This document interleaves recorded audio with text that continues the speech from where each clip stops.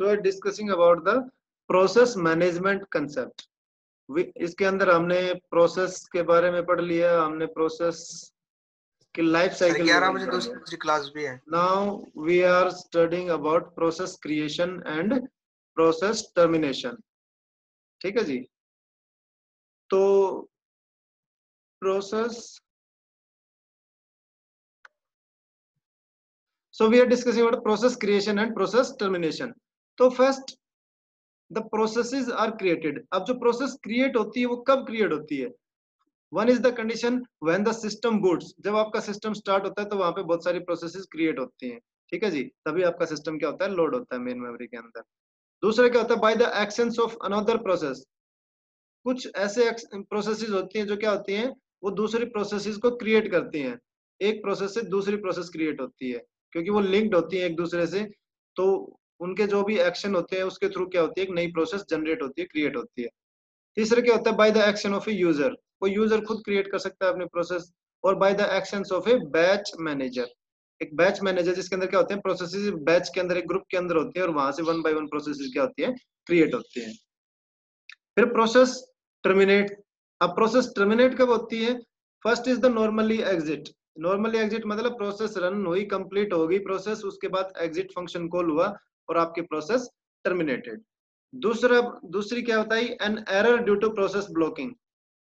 Process blocking यानी कि एक प्रोसेस एग्जीक्यूट होने लग रही है, उसकी वजह से कोई क्या हो रहा है, वो ब्लॉक कर रही है किसी अदर प्रोसेस को एग्जीक्यूट होने से। ठीक है जी, तो वहां पे क्या हो जाएगा, एरर जनरेट हो जाएगा और उस एरर से क्या हो जाएगी, वो प्रोसेस टर्मिनेट हो जाएगी आपकी। थर्ड वन क्या होता है, एरर ड्यू टू एक्सेप्शंस। कोई एक्सेप्शंस की वजह से कोई एरर आ जाए तो उसकी वजह से प्रोसेस टर्मिनेट हो जाती है। एक्सेप्शन जैसे कोई डिवाइड बाय जीरो एरर आ गया। ठीक है जी, अब डिवाइड बाय जीरो कंडीशन क्या होगी, जिसको सिस्टम हैंडल ही नहीं कर सकता क्योंकि ये एक इलॉजिकल एरर है। ठीक है, तो वहां पे क्या होती है, प्रोसेस टर्मिनेट हो जाती है। दूसरा क्या है, terminated by the actions of a user और ए प्रोसेस। कोई यूजर खुद टर्मिनेट कर दे प्रोसेस को। आपको म्यूजिक चलने लग रहा था बीच में, आपको मन किया नहीं सुनना, आपने तुरंत क्लोज पे क्लिक कर दिया, आपके प्रोसेस वहीं पे टर्मिनेटेड। तो यूजर भी क्लोज कर सकता है उसको। ये होता है आपका process control block. Process control block क्या होता है, process control block is a table structure, यानी कि एक टेबल होती है जिसके अंदर क्या होता है, all the information about the particular process that is under execution at any particular state. जो एग्जीक्यूशन के अंदर आपकी जो भी प्रोसेस है वो किसी भी स्टेट के अंदर है, तो उसका एक क्या होता है, प्रोसेस कंट्रोल ब्लॉक होता है, जो उसकी पूरी इंफॉर्मेशन रखता है उस प्रोसेस की। ताकि जब भी अगर किसी प्रोसेस को बीच में हम सस्पेंड करके दूसरी प्रोसेस को एग्जीक्यूट करवा रहे हैं, तो क्या करना है, हमें दोबारा से उस प्रोसेस को भी एग्जीक्यूट करवाना होता है। तो ये प्रोसेस कंट्रोल ब्लॉक क्या करता है, ये उस प्रोसेस की स्टेट को सेव कर लेता है, रिजर्व कर लेता है जहां से उसका एग्जीक्यूशन सस्पेंड हुआ है, ताकि दोबारा से जब वो उसको एग्जीक्यूट करना है तो उसका जो एग्जीक्यूशन है वो उसी पॉइंट ऑफ टाइम से क्या कर सके, रिज्यूम कर सके हम, वो दोबारा से रिस्टार्ट ना हो। इसके लिए हम क्या करते हैं, प्रोसेस कंट्रोल ब्लॉक को यूज करते हैं। तो इसके अंदर क्या होते हैं, प्रोसेस स्टेट होती है जिसके अंदर ये बताता है कि प्रोसेस किस स्टेट के अंदर है। प्रोसेस नंबर होता है उसका, ये प्रोसेस की आईडी, जो पीआईडी की हम बात कर रहे थे, वो प्रोसेस आईडी क्या है इसकी। तीसरा प्रोग्राम काउंटर। प्रोग्राम काउंटर क्या बताता है, next instruction to be executed, कौन सा इंस्ट्रक्शन नेक्स्ट एग्जीक्यूट होना प्रोसेस के अंदर, तो वो उसको सेव रखेगा ताकि रिज्यूम हो तो वो नेक्स्ट इंस्ट्रक्शन को एग्जीक्यूट कराए। दूसरे क्या है, रजिस्टर्स, जो टेम्परेरी डाटा को होल्ड करते हैं फॉर एग्जीक्यूशन। मेमोरी लिमिट्स, क्या क्या मेमोरी लिमिट्स स्पेसिफाइड है प्रोसेस के लिए कि विद इन दैट मेमोरी ये प्रोसेस क्या होनी है, एग्जीक्यूट होनी है। And list of open files, other जो फाइल्स रिलेटेड है उस प्रोसेस से, जो हेल्प कर रही है उसके एग्जीक्यूशन के अंदर या यूज हो रही है उस प्रोसेस के एग्जीक्यूशन के लिए। ठीक है जी, तो ये सारी इंफॉर्मेशन क्या होती है, आपके प्रोसेस कंट्रोल ब्लॉक के अंदर होती है। एक टेबुलर स्ट्रक्चर होती है विच holds the information about the particular process, ताकि हम उसको यूज कर सके एज एंड व्हेन रिक्वायर्ड। ठीक है जी, ये होता है आपका पीसीबी। तो इसके अंदर क्या होता है, process identification, processor state information and process control information. ठीक है जी, जिसके अंदर आपकी पीआईडी होगी, पेरेंट प्रोसेस आईडी होगी, अगर कोई इसकी पेरेंट प्रोसेस है तो उसकी पीपीआईडी आ जाएगी, उसका नेम आ जाएगा, प्रायोरिटी आ जाएगी, मेमोरी डिस्क्रिप्शन आ जाएगा, एक्टिव फाइल डिस्क्रिप्शन आ जाएगा, रजिस्टर सेव एरिया आ जाएगा, इनपुट आउटपुट रिसोर्स डिस्क्रिप्शन आ जाएगा। यानी कि जो भी इंफॉर्मेशन रिलेटेड टू उस प्रोसेस है वो सारी की सारी क्या कर लेता है, एपीसीबी सेव कर लेता है। उसके बाद आता है कंटेक्स्ट स्विचिंग। कंटेक्स्ट स्विचिंग एक ऐसी प्रोसेस है जिसके अंदर हम क्या करते हैं, हम सीपीयू को स्विच करवाते हैं एक प्रोसेस से दूसरी प्रोसेस के अंदर। अभी हम पढ़ रहे थे, कोई इंटरप्ट आ जाए, कोई आईओ ऑपरेशन आ जाए बीच में, तो हम क्या करते हैं, सीपीयू को स्विच करवाते हैं एक प्रोसेस से दूसरी प्रोसेस के अंदर।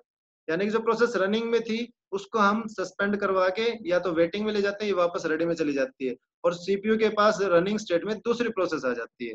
तो ये जो सीपीयू को एक प्रोसेस से दूसरी प्रोसेस के ऊपर स्विच करवाते हैं, that process is called context switching. ठीक है जी। अब इसके रीजंस क्या है? Reasons, first one is completion of process. अगर एक प्रोसेस जो रन होने लग रही है वो कंप्लीट हो गई तो जाहिर सी बात है वो टर्मिनेटेड हो जाएगी और नई प्रोसेस सीपीयू के पास आएगी, तो सीपीयू को स्विच करना पड़ेगा। दूसरा क्या हो रहा है, completion of the time slice quantum. आगे हम शेड्यूलिंग एल्गोरिथम्स पढ़ेंगे, उसके अंदर एक एल्गोरिथम होती है जिसके अंदर टाइम स्लाइस होती है, जिसके अंदर फिक्स टाइम होता है कि एक प्रोसेस मान लो सपोज 4 मिली सेकंड के लिए एग्जीक्यूट होनी है, तो 4-4 मिली सेकंड के लिए ही हर एक प्रोसेस को टाइम मिलेगा। तो जैसे ही 4 मिली सेकंड होंगी वो सीपीयू को स्विच करना पड़ेगा दूसरी प्रोसेस के ऊपर। ठीक है जी। तीसरा क्या होता है, blocking call like input output और स्लीप कॉल। बीच में कोई ब्लॉकिंग कॉल आ जाए, जैसे कि कोई इनपुट ऑपरेशन परफॉर्म करना है, कोई आउटपुट ऑपरेशन परफॉर्म करना है, या कोई स्लीप कॉल आ गई, ठीक है, तो वहां पे क्या करेगा, सीपीयू स्विच करेगा किसी दूसरी प्रोसेस के ऊपर। चौथा क्या है, इंटरप्ट अकर्स। अगर कोई इंटरप्ट हैपन होता है सिस्टम के अंदर या कोई एक्सेप्शन आ जाता है आपका, जो अभी हमने बताए थे, तो भी क्या करना पड़ेगा, सीपीयू को वन प्रोसेस से दूसरी प्रोसेस के ऊपर कंटेक्स्ट स्विच करना पड़ेगा। उसके बाद आती है शेड्यूलिंग आपकी। शेड्यूलिंग क्या करती है, आपकी शेड्यूलिंग आपके शेड्यूल करती है जितने भी प्रोसेसेस आपके सिस्टम के अंदर हैं उन सबको रन करना करवाने के लिए, उनको एक ऑर्डर स्पेसिफाई करने के लिए हम क्या करते हैं, शेड्यूलिंग यूज करते हैं। जिसके अंदर मान लो अब सिस्टम के अंदर 10 प्रोसेसेस हैं, तो कौन सी पहले एग्जीक्यूट होगी, कौन सी बाद में एग्जीक्यूट होगी, तो उसके लिए क्राइटेरिया डिफाइन करना पड़ता है, उसके लिए एक एल्गोरिथम्स लगानी पड़ती है। तो वो क्या होता है, दैट इज शेड्यूलिंग। यानी कि which process can enter running state, running state के अंदर कौन सी प्रोसेस एंटर होगी, ये डिसाइड करने के लिए हम क्या यूज करते हैं, शेड्यूलिंग। तो ये सिस्टम कॉल्स के थ्रू यूज होता है शेड्यूलिंग, जिसके अंदर शेड्यूलर क्या करवाता है, डिस्पैच करता है प्रोसेसेस को रनिंग स्टेट के अंदर। अब इसके लिए क्राइटेरिया क्या है, सीपीयू यूटिलाइजेशन। यानी कि शेड्यूलिंग क्यों करते हैं, सीपीयू को इफेक्टिवली यूटिलाइज करने के लिए, थ्रोपुट, थ्रोपुट को बढ़ाने के लिए, सिस्टम की जो ओवरऑल जो परफॉर्मेंस है सिस्टम की उसको बढ़ाने के लिए, टर्न अराउंड टाइम, एक प्रोसेस टोटल कितने टाइम में कंप्लीट होती है उस टाइम को मिनिमाइज करने के लिए, ताकि प्रोसेस कम से कम टाइम के अंदर क्या हो, एग्जीक्यूट हो।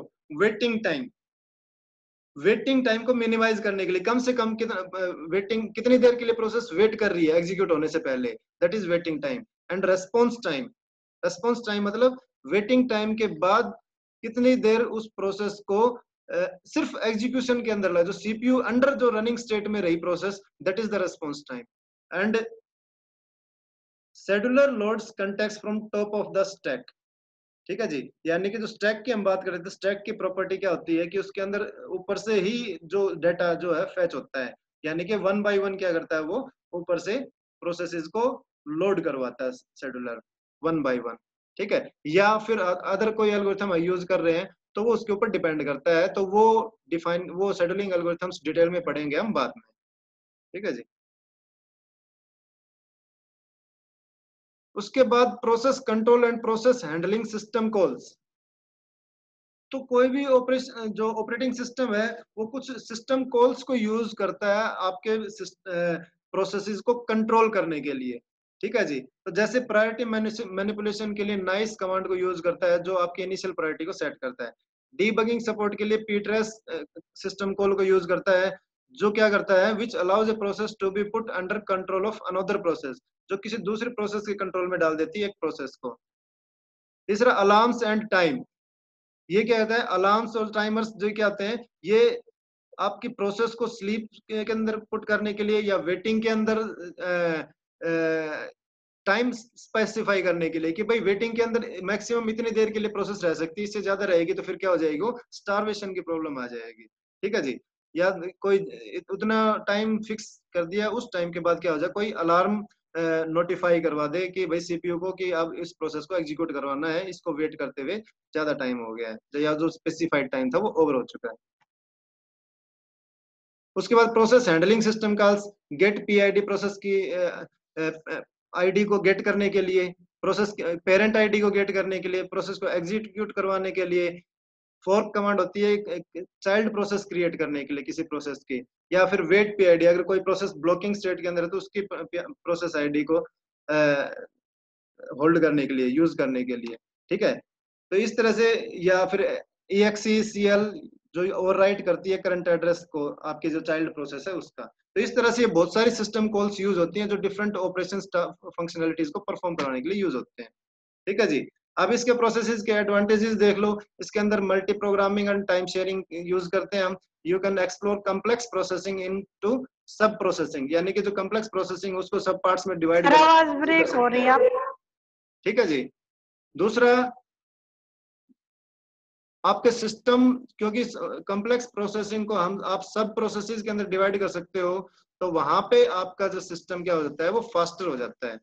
डिसएडवांटेजेस इसके क्या है कि इसके अंदर डेडलॉक की कंडीशन है वो हैपन हो सकती है। डेडलॉक भी हम बाद में डिटेल में पढ़ेंगे, जिससे क्या होता है, सिस्टम आपका हैंग हो जाता है या फंक्शनिंग स्टॉप कर देता है, उसको बोलते हैं डेडलॉक। ठीक है जी। दूसरा क्या था, poor overlaps of input output and CPU.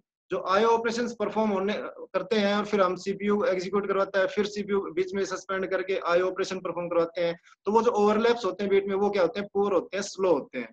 ठीक है, तो ये कुछ हो गए डिसएडवांटेजेस। ठीक है जी। This is all about the process basics. We will further study about the processes in next lecture. If you have any doubts, so you can ask now.